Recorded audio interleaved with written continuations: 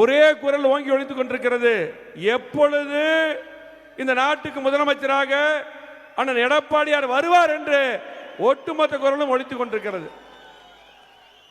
இந்த பிரச்சார கூட்டத்திலே சிறப்பான முறையில் ஏற்பாடு செய்த நம்முடைய மாநகர் மாவட்ட செயலாளர் அருமை சகோதரர் அம்மன் அர்ஜுன் அவர்களுக்கும், அதே போல புறநகர் வடக்கு மாவட்ட செயலாளர் அதே போல பிஆர் அருண்குமாரன் உட்பட எல்லா பேரும் அண்ணனே சொல்லுவார். இங்க இருக்கக்கூடிய மேல இருக்கக்கூடிய அத்தனை தலைவர்களுக்கும் அத்தனை பேருக்கும் நன்றி தெரிவித்துக் கொண்டு, இன்றைக்கு கோவை நாடாளுமன்ற தொகுதியிலே வெற்றி வேட்பாளராக புரட்சி தமிழர் எடப்பாடியார் அவர்களால் அறிவிக்கப்பட்ட வேட்பாளர் சிங்கை ராமச்சந்திரன் அவர்கள் வெற்றி வேட்பாளர். இன்றைக்கு களத்தில் இருக்கக்கூடிய வேட்பாளர் யார்? இன்னைக்கு நம்ம கிட்ட இருந்து இங்கிருந்து ஓடி போன ஒருத்தர் திமுக வேட்பாளர் அறிவிச்சிருக்குது இல்லையா? அம்மா அவர்களே மேயர் கொடுத்து இன்னைக்கு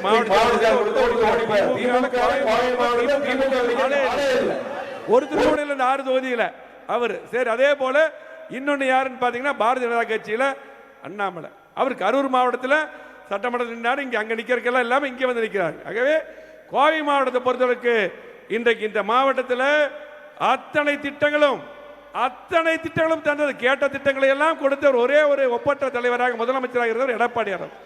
இன்னைக்கு இங்க யார் வேட்பாளர்? சிங்கை ராமச்சந்திரன் அண்ணன் எடப்பாடியார் வேட்பாளர். இத்தனை திட்டங்களை கொடுத்த எடப்பாடியார். இங்க இருக்கிற திட்டங்கள்லாம் தெரியும். 2011 முதலமைச்சராக அம்மா அவர்கள் இருக்கும்போது நாங்கெல்லாம் அமைச்சராக வந்தபோது அண்ணன் வந்து பாத்தீங்கன்னா ஹைவேஸ் மினிஸ்டர் இருந்தார்.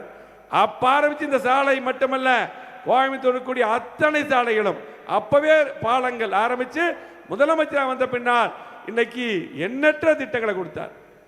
அதாவது செய்ய முடியாத திட்டங்கள் அத்தனை திட்டங்களும் அண்ணன் அவர்கள் பேசுவாங்க. உங்களுக்கு தெளிவா ஒவ்வொரு திட்டங்களும் அவர் நிதி கொடுத்தார். ஒவ்வொரு திட்டங்களா சொல்லுவார். நான் என்ன சொல்றேன்னா, இங்க இருக்கக்கூடிய நாங்கெல்லாம் மாவட்ட செயலாளர்கள் சட்டமன்ற உறுப்பினர்கள் கேட்டது பூரா கொடுத்த ஒப்பற்ற தலைவர் எடப்பாடியார். கோவை மாவட்டத்தை மாற்றி அமைச்சது எடப்பாடியார். ஏர்போர்ட் விரிவாக்கத்திலிருந்து அத்திக்கடை வாகனத்திலிருந்து இன்னும் சொல்லிட்டே போலாம். பாலங்கள், சாலைகள், கூட்டுக்குண்டு திட்டம், அரசு மருத்துவமனை மேம்பாடு, அதிகமான கல்லூரிகள் என்று இத்தனை திட்டங்கள் தந்தாங்க. 3 வருஷம் திமுக ஒரே ஒரு திட்டம், ஏதாவது ஒரே ஒரு திட்டம் கொடுத்தாங்களா? கொடுக்கல.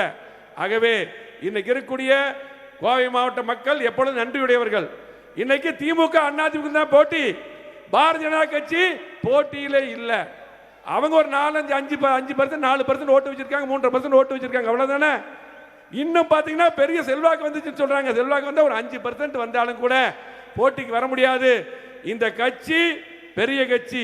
புரட்சித்தலைவர் எம்ஜிஆர் அவர்கள் 17 லட்சம் உறுப்பினர் இந்த கட்சியை உருவாக்கினார்கள். புரட்சித்தலைவர் அம்மா அவர்கள் 1.5 கோடி உறுப்பினர் வளர்த்தார்கள். எடப்பாடியார் புரட்சி தமிழர் அவர்கள் 2 கோடி உறுப்பினர் உருவாக்கினார். பெரிய கட்சியுடைய வேட்பாளர் ராமச்சந்திரன். ஆக நம்ம கட்சிக்கு போட்டிக்கு யாருக்கு வர முடியாது. ஆக பாரதிய ஜனதா கட்சி போட்டியிலே இல்லை. நமக்கு திமுக போட்டி. திமுக வேட்பாளர் துரோகம் செஞ்சவராகவே இத்தனை திட்டங்கள் தந்த எடப்பாடியார் அவர்களுடைய வேட்பாளர் சிங்கை ராமச்சந்திரன், அதிமுக வேட்பாளர் சிங்கை ராமச்சந்திரன். ஆகவே இத்தனை திட்டங்கள் தந்த எடப்பாடி அவர்கள் மீண்டும் முதலமைச்சராக வருவது 2026 திமுக 3 வருஷம் கோவை மாவட்டத்தை புறக்கணிச்சிட்டாங்க. அத்தனை திட்டங்களும் மீண்டும் வரும். விடுபட்ட திட்டங்கள் எல்லாம் எடப்பாடி முதலமைச்சராக வந்தது. ஆகவே அனைவரும் இரட்டை இலை சின்னத்தில் வாக்களிப்போம், வாக்கு சேகரிப்போம் என்று சொல்லி இந்த அடுத்தபடியாக இங்க இருக்கக்கூடிய நம்முடைய வெற்றி வேட்பாளரை ஆதரித்து புரட்சி தமிழர் எண்ணற்ற திட்டங்கள் தந்த அருமையண்ணன் எடப்பாடியார் அவர்கள் இப்பொழுது பேசுவார். செய்திகளை உடனுக்குடன் தெரிந்து கொள்ள உடனே சப்ஸ்கிரைப் பண்ணுங்க.